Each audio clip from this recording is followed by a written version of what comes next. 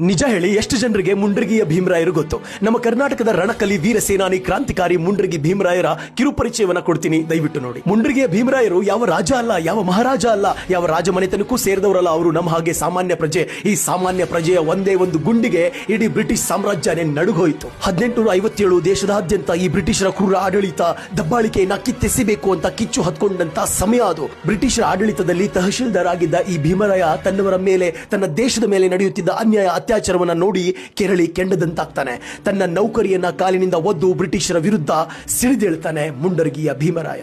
ಶಸ್ತ್ರ ಮತ್ತು ಶಾಸ್ತ್ರಗಳೆರಡರಲ್ಲೂ ಅಪ್ರತಿಮ ಪಾಂಡಿತ್ಯವನ್ನ ಹೊಂದಿದ ಜಾಣ ಮುಂಡರಗಿಯ ಭೀಮರಾಯರು. ಕೊಪ್ಪಳದ ಅರಣ್ಯದಲ್ಲಿ ಹುಲಿಯನ್ನ ತನ್ನ ಒಂದೇ ಗುಂಡಿನಿಂದ ಹೊಡೆದು ಉರುಳಿಸಿದ ಪರಾಕ್ರಮಿ. ದೇಶಪ್ರೇಮಿ ನರಗುಂದದ ಬಾಬಾ ಸಾಹೇಬರೊಂದಿಗೆ ಸೇರಿ ಸ್ವತಂತ್ರಕ್ಕಾಗಿ ಸೈನಿಕರನ್ನ ಸಂಘಟಿಸಿದ ಕ್ರಾಂತಿಯ ಕಿಡಿ ನಮ್ಮ ಮುಂಡರಗಿಯ ಭೀಮರಾಯರು. ಹಲಗಲಿಯ ಬೇಡರ ಬಂಡಾಯಕ್ಕೆ ಆಸರೆಯಾಗಿ ನಿಂತ ಸ್ವತಂತ್ರ ಯೋಧ ಮುಂಡರಗಿಯ ಭೀಮರಾಯ. ರಣರಂಗದಲ್ಲಿ ಬೆನ್ನು ತೋರಿಸಿ ಓಡುತ್ತಿದ್ದ ಮಿತ್ರನನ್ನೇ ಗುಂಡಿಕ್ಕಿ ಕೊಂದ ನ್ಯಾಯನಿಷ್ಠ. ದ್ರೋಹಿಗಳ ಕುತಂತ್ರದಿಂದ ಶಸ್ತ್ರಾಸ್ತ್ರಗಳು ಶತ್ರುಗಳ ಪಾಲಾದಾಗ್ಲೂ ಧೃತಿಗಡದ ನಿಂತ ಶೂರ. ಸ್ವಂತ ಹೆಂಡತಿ ಮಕ್ಕಳನ್ನ ಬ್ರಿಟಿಷರು ಸೆರೆ ಹಿಡಿದ್ರು ಗುರಿ ಬಿಡದೆ ನಾಡಿನ ಸಂಸ್ಕೃತಿ ಧರ್ಮ ರಕ್ಷಣೆಗಾಗಿ ಪಣತೊಟ್ಟ ಛಲಗಾರ ಮುಂಡರಗಿಯ ಭೀಮರಾಯ. 1858 ಮೇ ತಿಂಗಳು ಕೊಪ್ಪಳದ ಕೋಟೆ ರಕ್ತಸಿಕ್ತವಾಗಿತ್ತು. ನೂರಾರು ಸೈನಿಕರ ವಿರುದ್ಧ ಒಬ್ಬನೇ ಹುಲಿಯಂತೆ ಹೋರಾಡಿದ ಕೆಚ್ಚದೆಯ ಕನ್ನಡಿಗ ಮುಂಡರಗಿಯ ಭೀಮರಾಯ.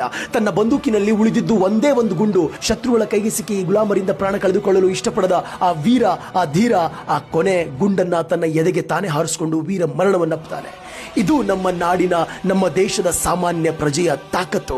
ಈ ಕ್ರಾಂತಿವೀರನ ಪರಿಚಯ ಪ್ರತಿಯೊಬ್ಬ ಕನ್ನಡಿಗನಿಗೂ ಇರಲೇಬೇಕು. ದಯವಿಟ್ಟು ಈ ಮಾಹಿತಿಯನ್ನ ಪ್ರತಿಯೊಬ್ಬರಿಗೂ ತಲುಪಿಸಿ. ಖುಷಿಯಾಗಿರಿ. ಮತ್ತೆ ಸಿಗೋಣ. ಜೈ ಹಿಂದ್, ಜೈ ಭಾರತ, ಜೈ ಕರ್ನಾಟಕ.